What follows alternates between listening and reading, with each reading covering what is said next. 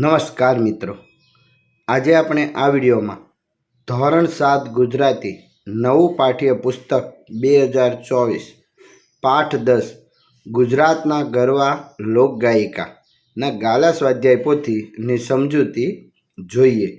પ્રશ્ન પહેલો, નીચેના દરેક પ્રશ્નના ઉત્તર માટે આપેલા વિકલ્પમાંથી સાચો વિકલ્પ શોધી તેનો ક્રમ અક્ષર પ્રશ્નની સામે આપેલ ખાનામાં લખો। પહેલું, ગુજરાતમાં લોકગીતોમાં ગુંજતો અનોખો નારીકંઠ કોનો છે? તો સી દિવાળીબેન ભીલ। બીજો વિકલ્પ છે કે દિવાળીબેન ભીલનો જન્મ ક્યારે થયો હતો? તો એ 2 જૂન 1943। ત્રીજો વિકલ્પ, દિવાળીબેનની મૂળ અટક કઈ છે? તો બી લાઠિયા। ચોથો વિકલ્પ, દિવાળીબેનના પિતાનું નામ શું છે? તો ડી પુંજાભાઈ। પાંચમો વિકલ્પ, હેમુભાઈ ગઢવી સૌ પ્રથમ દિવાળીબેનને મળ્યા ત્યારે તેમની ઉંમર કેટલી હતી? તો એ 17 વર્ષ। છઠ્ઠો વિકલ્પ, દિવાળીબેન રાજકોટ આકાશવાણીમાં કઈ પરીક્ષા આપવા ગયા હતા? તો બી સ્વર પરીક્ષા। સાતમો વિકલ્પ, દિવાળીબેનને કોણે ગુજરાતી ચલચિત્રોમાં પાર્શ્વગાયિકા તરીકે આમંત્રણ આપ્યું? તો એ કલ્યાણભાઈ। આઠમું, દિવાળીબેને કઈ ફિલ્મમાં પાપ તારું પ્રકાશ લોકગીત ગાયેલું? તો સી જેસલ તોરલ। 9, દિવાળીબેનનું અવસાન કયા સ્થળે થયું હતું? તો એ જૂનાગઢમાં। હવે બીજો પ્રશ્ન છે, કૌંસમાંથી યોગ્ય શબ્દ પસંદ કરી ખાલી જગ્યા પૂરો। તો પહેલી ખાલી જગ્યા, લોકગીતો ગુજરાતની આગવી ઓળખ છે। બીજી ખાલી જગ્યા, દિવાળીબેન જૂનાગઢ રહેવા આવ્યા ત્યારે તેમની ઉંમર 9 વર્ષની હતી। ત્રીજી ખાલી જગ્યા, દિવાળીબેનના માતાનું નામ મોંઘીબેન હતું। 4, મોડી રાત્રે હેમુભાઈ ગઢવીના કલા પારખું કાનને એક મધુર અવાજ સંભળાયો। 5, દિવાળીબેન ભીલનું માંદગીના કારણે 72 વર્ષની ઉંમરે અવસાન થયું। 6, દિવાળીબેનને પ્રથમ લોકગીતના રેકોર્ડિંગ માટે 25 રૂપિયાનો પુરસ્કાર મળ્યો હતો। સાતમી ખાલી જગ્યા, કલ્યાણજીભાઈએ દિવાળીબેનને સાંભળીને એક જાહેર કાર્યક્રમમાં 111 રૂપિયા આપીને નવાજ્યા। 8, દિવાળીબેનનું ગળું સદાય બિનહરીફ રહ્યું। 9, દિવાળીબેન રૂપી કોયલે જ્યારે પણ ગાયું ત્યારે વસંત સર્જી દીધી। ત્રીજો પ્રશ્ન, પાઠને આધારે વાક્ય સાચું છે કે ખોટું તે જણાવો। પહેલું, લગભગ 9 વર્ષની ઉંમરે દિવાળીબેન પિતા સાથે જૂનાગઢ આવ્યા। તો સાચું। બીજું, દિવાળીબેને લોકસંગીતની શાસ્ત્રીય તાલીમ લીધી હતી। ખોટું। ત્રીજું વાક્ય, 20 વર્ષની ઉંમરે બાલ મંદિરમાં તેડાગર રૂપે કામ સ્વીકાર્યું। ખોટું। ચોથું વાક્ય, હેમુભાઈએ દિવાળીબેનના કંઠની તાકાત પરખી। સાચું। પાંચમું વાક્ય, દિવાળીબેન લોકસંગીત મહોત્સવ દિલ્હીમાં પ્રથમ વિજેતા બન્યા। સાચું। છઠ્ઠું, અવિનાશ વ્યાસે ગુજરાતી ચલચિત્રોમાં પાર્શ્વગાયિકા તરીકે આમંત્રણ આપ્યું। તો ખોટું। સાતમું, દિવાળીબેન ભીલનું માંદગીના કારણે 72 વર્ષની ઉંમરે અવસાન થયું। સાચું। 8, કોયલ પક્ષીની જેમ દિવાળીબેન રૂપી કોયલ પણ વસંત ઋતુમાં જ ગાય છે। ખોટું। ચોથો પ્રશ્ન છે, નીચેના પ્રશ્નોના ઉત્તર એક એક વાક્યમાં લખો। તો જોઈએ કે પહેલો પ્રશ્ન, લોકગીત કોને કહેવાય? તો જવાબ, જે ગીતનો રચનાર કોઈ એકાદ વ્યક્તિ ન હોય પણ લોક સમૂહમાં કંઠસ્થ પરંપરા રૂપે સચવાઈ ગવાયા હોય તેને લોકગીત કહે છે। બીજો પ્રશ્ન છે, દિવાળીબેનનો જન્મ ક્યાં થયો હતો? તો જવાબ દિવાળીબેનનો જન્મ અમરેલી જિલ્લાના ધારી તાલુકાના દલખાણીયા ગામે થયો હતો. ત્રીજો પ્રશ્ન, દિવાળીબેનના પિતાની આર્થિક સ્થિતિ કેવી હતી? તો જવાબ દિવાળીબેનના પિતાની આર્થિક સ્થિતિ એક સાંધે ત્યાં તેર તૂટે એવી હતી. ચોથો પ્રશ્ન, દિવાળીબેનનો કયો ગુણ ઉડીને આંખે વળગે એવો હતો? તો જવાબ દિવાળીબેનનો ઘસાઈને ઉજળા રહેવાનો ગુણ ઉડીને આંખે વળગે એવો હતો. પાંચમો પ્રશ્ન, હેમુભાઈ ગઢવી રાજકોટ આકાશવાણી માટે કયું કામ કરતા હતા? તો જવાબ હેમુભાઈ ગઢવી રાજકોટ આકાશવાણી માટે સૌરાષ્ટ્રના ગામડે ગામડે જઈને રાસ, ગરબા, લોકગીતો વગેરેનું ધ્વનિમુદ્રણનું કામ કરતા હતા. છઠ્ઠો પ્રશ્ન છે કે રાજકોટ આકાશવાણીમાં દિવાળીબેનનું કયું પ્રથમ લોકગીત રેકોર્ડિંગ થયું? તો જવાબ રાજકોટ આકાશવાણીમાં દિવાળીબેનનું ફૂલ ઉતર્યા ફૂલવાડીએ રે લોલ લોકગીત પ્રથમ રેકોર્ડિંગ થયું. સાતમો પ્રશ્ન, દિવાળીબેને કયા કયા કલાકારો સાથે સંગીત સૂર રેલાવ્યા? તો જવાબ દિવાળીબેને નારાયણ સ્વામી, કાનદાસ બાપુથી લઈ વર્તમાન સમયના અનેક કલાકારો સાથે સંગીત સૂર રેલાવ્યા હતા. સાતમો પ્રશ્ન છે. આઠમો પ્રશ્ન, દિવાળીબેને કયા કયા ગીતો ગાયા હતા? તો જવાબ દિવાળીબેને લોકગીત, ભજન, પ્રભાતિયા, હાલરડા, ઘંટી ગીતો, લગ્ન ગીતો વગેરે ગાયા હતા. નવમો પ્રશ્ન, દિવાળીબેને કયા દેશમાં પોતાના કામણગારા કંઠનો પરિચય આપ્યો? તો જવાબ દિવાળીબેને Britain, America, New Zealand, France, Pakistan એમ લગભગ 15 જેટલા દેશોમાં પોતાના કામણગારા કંઠનો પરિચય આપ્યો હતો. 10મો પ્રશ્ન છે કે દિવાળીબેનનો દેખાવ કેવો હતો? તો જવાબ દિવાળીબેનનું શ્યામ વર્ણ શરીર, કપાળમાં મોટો લાલ કંકુ ચાંદલો, પ્રમાણમાં મોટા મોટા ચશ્મા, સાડીના પાલવથી સદાય ઢંકાયેલું મસ્તક. 11મો પ્રશ્ન, દિવાળીબેન પાસે કઈ ખૂબી હતી? તો જવાબ દિવાળીબેનની એક ખૂબી એ હતી કે તેમને સેંકડો ગીતો કંઠસ્થ હતા. 12મો પ્રશ્ન, દિવાળીબેન ભીલનું અવસાન ક્યારે થયું હતું? તો જવાબ દિવાળીબેન ભીલનું અવસાન 19 મે 2016ના રોજ થયું હતું. પ્રશ્ન 5 છે, નીચેના પ્રશ્નોના ઉત્તર 2-3 વાક્યમાં લખો. એમાં પહેલો પ્રશ્ન કે દિવાળીબેને પોતે પિતાને આર્થિક મદદ કરવા કયા કયા કામ કર્યા? તો જવાબ દિવાળીબેને પિતાને આર્થિક મદદ કરવા બાલ મંદિરમાં તેડાગર રૂપે કામ કર્યું. 20 વર્ષની ઉંમરે તેઓ એક હોસ્પિટલમાં નોકરીમાં જોડાયા. આ ઉપરાંત તેમણે રસોઈ બનાવવાનું કામ પણ કર્યું. બીજો પ્રશ્ન,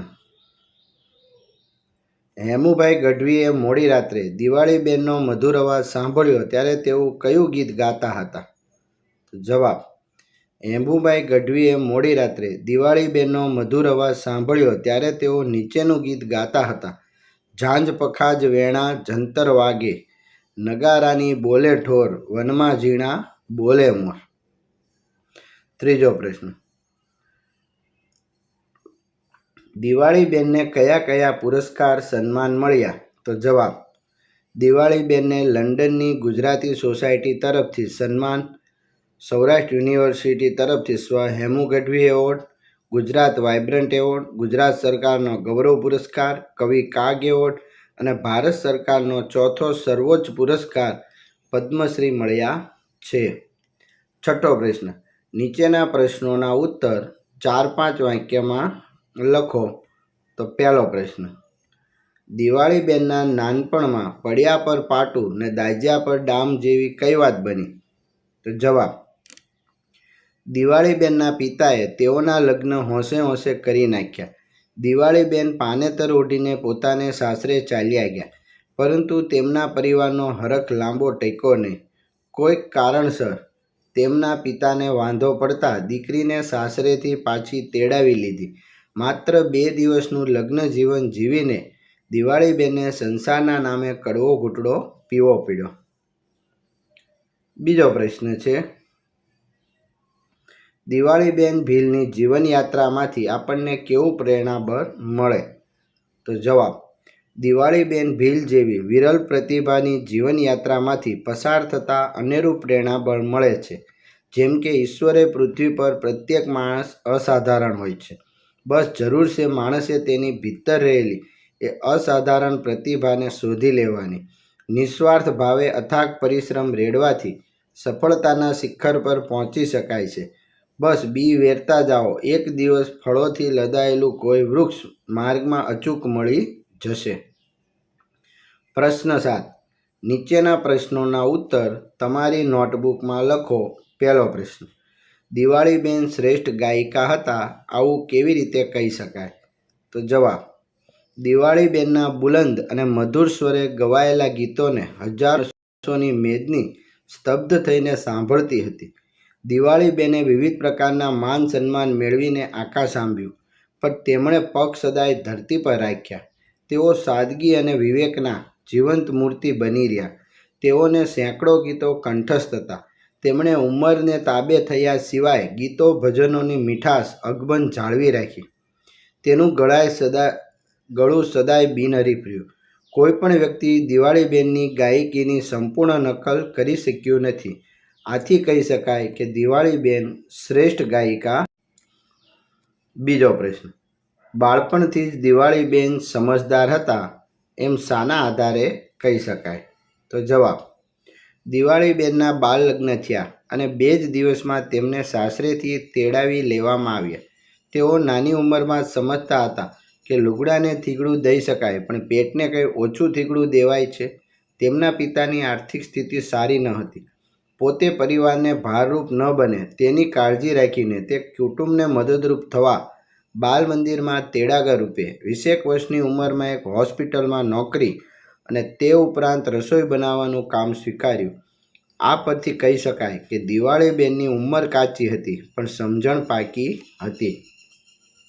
ત્રીજો પ્રશ્ન: દિવાળીબેનનો અવાજ ગુજરાતના ઘેર ઘેર શી રીતે ગુંજતો થયો?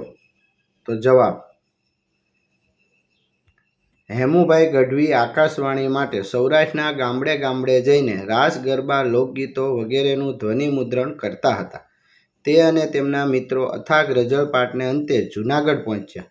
મોડી રાત્રે તેમના કાને દિવાળીબેનનો મધુર અવાજ પડ્યો. તેમણે જોયું તો એક 17 વર્ષની કન્યાનો કંઠ ગગનના ગોખે ચડીને રેલાઈ રહ્યો હતો. દિવાળીબેન 2 દિવસમાં હિંમતભેર સ્વર પરીક્ષા આપવા આકાશવાણી પહોંચ્યા.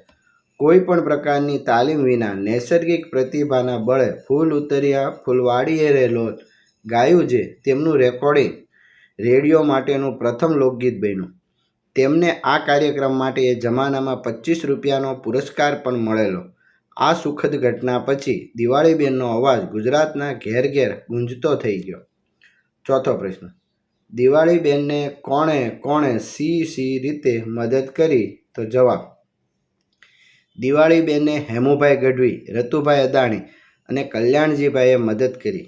હેમુભાઈ ગઢવી દિવાળીબેનને રાજકોટ આકાશવાણી લઈ ગયા. ત્યાં તેમણે નૈસર્ગિક પ્રતિભાના બળે ફૂલ ઉતર્યા ફૂલવાડીએ રોલ ગાયું. એ પછી તેમનો અવાજ ગુજરાતના ઘેર ઘેર ગુંજતો થયો. સમાજસેવક રતુભાઈ અદાણીએ લોકસંગીત મહોત્સવ દિલ્હી જવા માટે દિવાળીબેનને પ્રેરણા આપી. સંગીતકાર કલ્યાણજીએ દિવાળીબેનને સાંભળીને ઉમંગથી 111 રૂપિયા આપીને નવાજ્યા અને ગુજરાતી ચલચિત્રોમાં પાર્શ્વ ગાયિકા તરીકે આમંત્રણ આપ્યું. પાંચમો પ્રશ્ન: પાઠના આધારે હું દિવાળીબેન વિષય પર 8-10 વાક્ય લખો. તો જવાબ: હું દિવાળીબેન છું. મારો જન્મ 2 જૂન 1943ના રોજ અમરેલી જિલ્લાના ધારી તાલુકાના દલખાણીયા ગામે થયો હતો. મારી મૂળ અટક લાઠિયા હતી. મારા પિતા પૂંજાભાઈને રેલવેમાં નોકરી મળવાથી અમે જૂનાગઢ મુકામે આવ્યા. ત્યારે મારી ઉંમર 9 વર્ષની હતી. મારા માતા મોંઘીબેન જે ગૃહિણી હતા, તે હરતા ફરતા દળતા ગીતો ગાતા ને હું ધ્યાનથી તે ઝીલીને મારા કંઠે ગાતી. મારા લગ્ન થયા. કંઈક વાંધો પડતા મારા પિતાએ 2 દિવસમાં મને સાસરેથી પાછી તેડાવી. ત્યાં મેં 2 દિવસનું લગ્ન જીવન ગાળ્યું. પિતાની સ્થિતિ સારી નહોતી, જેથી કુટુંબને મદદરૂપ થવા મેં બાલ મંદિરમાં તેડાગર રૂપે, હોસ્પિટલમાં તેમજ રસોઈ બનાવવાના કામ કર્યા. હેમુભાઈ ગઢવી મને આકાશવાણીમાં લઈ ગયા. ત્યાં મેં મારું પહેલું લોકગીત રજૂ કર્યું ને મારો અવાજ ગુજરાતના ઘેર ઘેર પહોંચ્યો. સમાજસેવક રતુભાઈ અદાણી, સંગીતકાર કલ્યાણજીભાઈ, અવિનાશ વ્યાસ, નારાયણ સ્વામી, કાનદાસ બાપુથી લઈને ઘણા ગીતકારોએ મને પ્રેરણા, પ્રોત્સાહન અને પુરસ્કાર આપ્યા અને અપાવ્યા. મેં દેશ વિદેશમાં પ્રવાસ કર્યા. મને અનેક સન્માન, પુરસ્કાર મળ્યા. ભારત સરકારના પદ્મશ્રી એવોર્ડથી વિભૂષિત થઈ. આમ મારું જીવન ધન્ય બન્યું. પ્રશ્ન 8. આપેલી વિગતને આધારે પ્રશ્નોના ઉત્તર લખો. તો અહીંયા કલા ઉત્સવ, ક્લસ્ટર કક્ષા, ધોરણ 6 થી 8, ચિત્ર સ્પર્ધા 2 કલાક સમય, બાળક કવિ 1 કલાક, સંગીત સ્પર્ધા 5 મિનિટ, પ્રથમ ઇનામ 300, દ્વિતીય 200, તૃતીય 100 અને એના વિશેના નિયમો છે. એના આધારે આપણે પ્રશ્ન અને જવાબ જોઈએ. પહેલો પ્રશ્ન, ક્લસ્ટર કક્ષાએ શાનું આયોજન થવાનું છે? તો જવાબ, ક્લસ્ટર કક્ષાએ કલા ઉત્સવનું આયોજન થવાનું છે. બીજો પ્રશ્ન, આ ઉત્સવમાં કઈ કઈ સ્પર્ધાઓમાં ભાગ લઈ શકાશે? તો જવાબ, આ ઉત્સવમાં ચિત્ર સ્પર્ધા, બાળકવિ સ્પર્ધા, સંગીત સ્પર્ધા, ગાયન અને વાદન જેવી સ્પર્ધામાં ભાગ લઈ શકાશે. ત્રીજો પ્રશ્ન, કઈ સ્પર્ધામાં પોતાની પ્રસ્તુતિ 5 મિનિટમાં પૂર્ણ કરવાની રહેશે? તો જવાબ, સંગીત સ્પર્ધા, ગાયન અને વાદનમાં પોતાની પ્રસ્તુતિ 5 મિનિટમાં પૂર્ણ કરવાની રહેશે. ચોથો પ્રશ્ન, એક વિદ્યાર્થીને 200 રૂપિયા ઇનામ મળે છે, તેણે કયો ક્રમ મેળવ્યો હશે? જવાબ, જે વિદ્યાર્થીને 200 મળે તેણે દ્વિતીય ક્રમ મેળવ્યો હશે. પાંચમો, એક વિદ્યાર્થી ધોરણ 5માં અભ્યાસ કરે છે, શું તે ભાગ લઈ શકશે? કેમ? તો જવાબ, જે વિદ્યાર્થી ધોરણ 5માં અભ્યાસ કરે તે ઉત્સવમાં ભાગ લઈ શકશે નહીં, કારણ કે આ ઉત્સવ ધોરણ 6 થી 8ના વિદ્યાર્થી માટે છે. છઠ્ઠો પ્રશ્ન, કઈ સ્પર્ધાનો સમય સૌથી ઓછો છે? તો ચિત્ર સ્પર્ધાનો સમય સૌથી વધુ છે. સાતમું, સૌથી ઓછું ઇનામ કયા ક્રમાંક માટે કેટલું છે? તો સૌથી ઓછું ઇનામ તૃતીય ક્રમાંક માટે 100 રૂપિયા છે. પ્રશ્ન 9, અહીં આપેલા વાક્યોમાં ક્રિયા વિશેષણ શોધી ક્રિયા વિશેષણને આધારે બીજા વાક્ય બનાવો. પહેલું, મેના ખૂબ ધીમેથી બોલે છે. તો બીજું વાક્ય, તે ખૂબ ધીમેથી પસાર થયો. કૃષ્ણએ ઝડપથી ચાલવા માંડ્યું, તો રવિએ ખૂબ ઝડપથી ખાધું. આજે પણ એને ઘણું મોડું થયું, તો દરિયા કિનારે ઘણું રખડ્યો.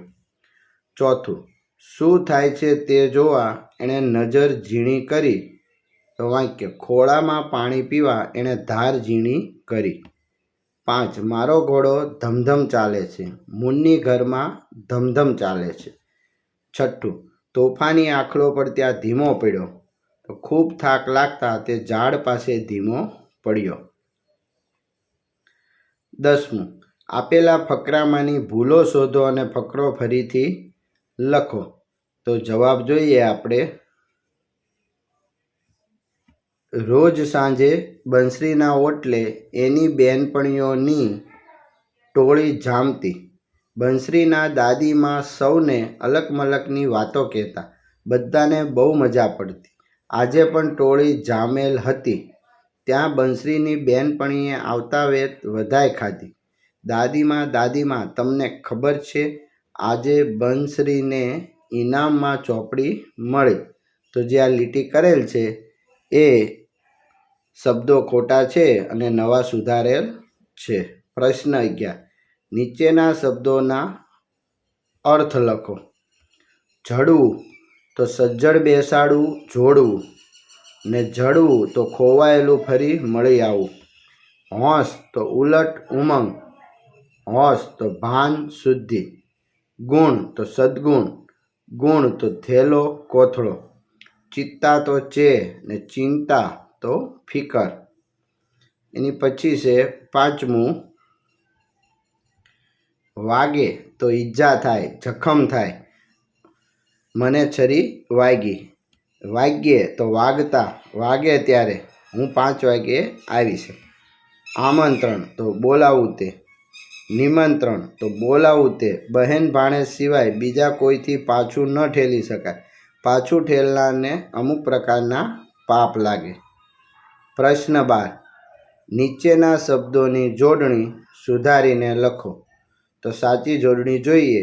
પ્રસિદ્ધ, જિલ્લો, કુટુંબ, રેલવે, ગૃહિણી, તાલીમ, પરિશ્રમ, સ્થિતિ, ભવિષ્ય, હોસ્પિટલ, ધ્વનિમુદ્રણ, પરીક્ષા, પુરસ્કાર અને પ્રતિભા. 13મો પ્રશ્ન. નીચેના શબ્દોના બે સમાનાર્થી શબ્દ લખો. તો પહેલું નવાઈ તો અચરજ, વિસ્મય. બીજું તાલીમ તો કેળવણી, શિક્ષણ. ત્રીજું ભીતર તો અંતર, માહ્ય. ચોથું આશરો તો આશ્રય, છત્રછાયા. પાંચમું ટેવ તો લત, આદત. છઠ્ઠું આરાધના તો પૂજા, સેવા. સાતમું સમય તો વખત અને કાળ. આઠમું લગભગ, આશ્રય અને અંદાજે. નવમું વિરલ તો દુર્લભ, અનન્ય. 10મું કામણ તો વશીકરણ, મોહિની. પ્રશ્ન 14. નીચેના શબ્દોના વિરુદ્ધાર્થી શબ્દો લખો. ઉત્સાહ તો નિરુત્સાહ. સામાન્ય, અસામાન્ય. ધ્યાન, બેધ્યાન. જવાબ, સવાલ. અઘરો, સહેલો. સ્વાર્થ, નિસ્વાર્થ. કડવો, મીઠો. કાચી, પાકી. સ્વાવલંબન, પરાવલંબન. પ્રકાશ, અંધકાર. 15મો પ્રશ્ન. નીચેની કહેવતોના અર્થ લખો. પહેલી કહેવત, એક સાંધે ત્યાં 13 તૂટે. એટલે એક મુશ્કેલીમાંથી માર્ગ કાઢીએ ત્યાં બીજી મુશ્કેલી આવી ઊભી રહે. બીજું, કામ કર્યું તેણે કામણ કર્યું. તો કામ કરનાર સૌને પ્રિય લાગે. ત્રીજું, ઘસાઈને ઉજળા રહેવું. તો બીજાને સહાયરૂપ થઈ કામ કરીને સંતોષ મેળવવો. 16મો પ્રશ્ન. નીચેના શબ્દ સમૂહ માટે એક શબ્દ લખો. પહેલું, બારણાની શાખ ઉપર બેઉ છેડે જોડવામાં આવતું થોડાના આકારનું તે ઠીંગું તો ટોડલો. બીજું, ઘણા કાળથી ચાલતો આવેલો રીત રિવાજ તો પરંપરા. ત્રીજું, કન્યાને પરણતી વખતે પહેરવાનું ધોળું વસ્ત્ર પાનેતર. 4. પોતાની જાત ઉપરનો જ આધાર સ્વાવલંબન. 5. ધ્વનિને અંકિત કરવો તે ધ્વનિમુદ્રણ. 6. ચલણ કે ચડતી કળા હોવી તે નામના તો બોલબાલા. 7. સર્જન અને સંશોધન ક્ષેત્રે જન્મજાત અસાધારણ ઈશ્વરદત્ત બુદ્ધિશક્તિ તો પ્રતિભા. 8. નાટક કે ફિલ્મમાં પડદા પાછળ રહી ગાનાર તો પાર્શ્વગાયક. 9. જેની જોડી નથી તેવું અજોડ. 10. કંઠસ્થ સાહિત્ય પરંપરામાં ઉતરી આવેલું અજ્ઞાત ગીતકારે રચેલું તે લોકમાં વહેતું મૂકેલું ગાન તો લોકગીત. 11. લખતા વાંચતા નથી આવડતું તે તો નિરક્ષર. 12. જેમાં ભગવાનની સ્તુતિ, પ્રાર્થના તેમજ જ્ઞાન નિરૂપણ હોય તેવી ગેય પદ્ય રચના ભજન. 13. બાળકને ઝૂલાવા ગવાતું સરળ ભાવવાહી ગીત તો હાલરડું. 14. બે હથેળી ભેગી કરી રાખવામાં આવતો પાત્ર આકાર ખોબો તો અંજલિ. પ્રશ્ન 17. નીચેના રૂઢિપ્રયોગનો માત્ર અર્થ લખો. પહેલું, કડવો ઘૂંટડો ગળવો તો મન મનાવી લેવું. બીજું, પડકાર ઝીલવો તો કામ પાર પાડવાનું સ્વીકારી લેવું. ત્રીજું, ઉડીને આંખે વળગવું તો જોઈને આંખ ઠરવી. ચોથું છે ભાળ મેળવવી તો તપાસ કરવી. પાંચમું, ઝોલે ચઢવું તો ઊંઘ આવવી. છઠ્ઠું, ફેરો ફોગટ જવો તો કામમાં નિષ્ફળ રહેવું. 7. ડંકો વગાડવો તો છાપ બેસાડવી. 8. ઘેલું લગાડવું તો ધૂન લગાડવી. 9 પરિશ્રમ રેડવો, ખૂબ મહેનત કરવી. 10 આકાશ આંબવું, તો સિદ્ધિ મેળવવી. 11 અમર થઈ જવું, તો કાયમી યાદ રહેવું. આભાર મિત્રો.